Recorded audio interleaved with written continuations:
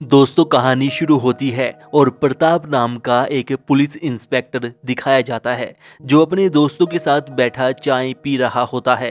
तभी उसके पास head office से कॉल आता है और कॉटेज नंबर 21 में जाकर जांच करने को कहा जाता है।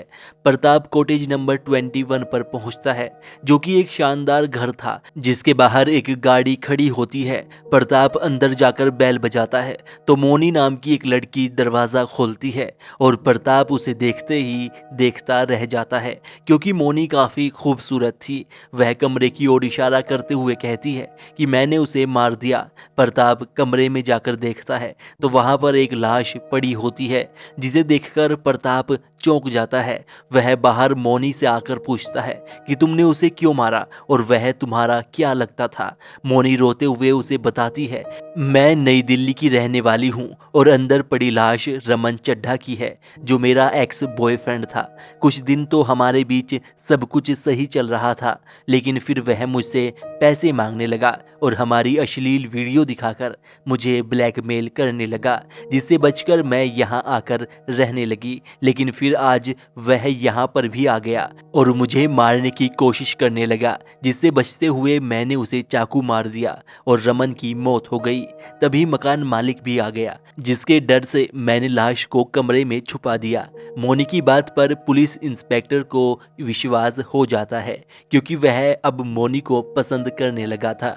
जिसके बाद वह थाने पर फोन करके बोलता है कि यहाँ पर कोई चोर घुस आया था जो मुझे देखकर भाग गया, इसलिए केस फाइल करने की कोई ज़रूरत नहीं है। जिसके बाद वह रमन का मोबाइल ढूंढता है लेकिन उसमें सिम कार्ड नहीं था और मोनी चाकू धोने जाती है। तभी फिर से डोरबेल बजती है। मोनी दरवाज़ा खोलती है तो वहां पर खाने वाला होता है। वह मोनी को टिफिन देता है और मोनी उसे वापस भेज देती है। जिसके बाद प्रताप मोनी को कहता है कि हम रात को ही की लाश को ठिकाने लगा देंगे, जिसके बाद मैं गाड़ी को कहीं दूर छोड़ाऊंगा, जिसके बाद तुम बिल्कुल सेफ हो।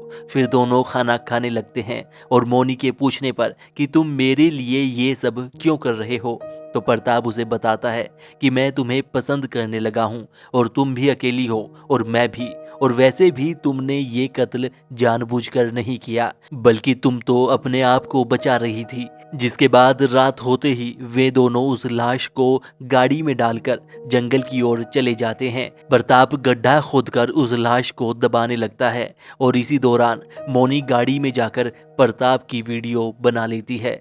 जिसके बाद प्रताप मोनी को घर छोड़ने जाता है जहां पर मोनी प्रताप की ओर इशारा करती है और फिर दोनों अंदर जाकर जोली जोली करने लगते हैं। फिर सुबह होते ही प्रताप वह गाड़ी लेकर वहां से चला जाता है और फिर अगले दिन वापस आता है तो देखता है कि वहां से मोनी गायब है। तभी वहां पर मकान मालिक आ जाता है और प्रताप के पूछने पर उसे बताता है कि यहाँ पर मोनी नाम की कोई लड़की नहीं रहती बल्कि पल्लवी नाम की एक लड़की यहाँ पर रहने आई थी और आज सुबह ही जल्दी जल्दी में यहाँ से निकल गई। वह तुम्हारे लिए यह पेपर छोड़ कर गई है जिस पर लिखा होता है क्लाइंट नंबर 7। जिसके थोड़ी ही देर बाद प्रताप के व्हाट्सएप पर एक वीडियो आती है जो कि उसी रात की प्रताप की लाश दफनाने वाली वीडियो होती है।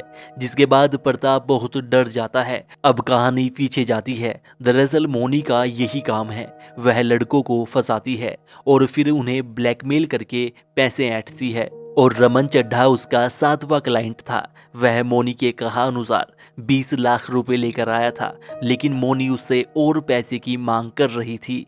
जिस दौरान उनमें लड़ाई झगड़ा हुआ और मोनी के हाथों रमन की मौत हो गई। जिसके बाद उसने मकान मालिक को भी 2 लाख रुपए देकर चुप रहने को कहा और फिर प्रताप पुलिस इंस्पेक्टर को बुलाकर उसे अपने प्यार में फंसाया और उसी के हाथों लाश को दफना दिया। और क्योंकि प्रताप भी अब इस केस में इन्वॉल्व था इसलिए उसने इसके बारे में किसी को नहीं बताया और ना ही कोई केस दर्ज हुआ। और अब आखिर में दिखाया जाता है कि मोनी अपने अगले क्लाइंट की खोज में दूसरे शहर चली जाती है और इस वेब सीरीज़ का यहीं पर एंड हो जाता है।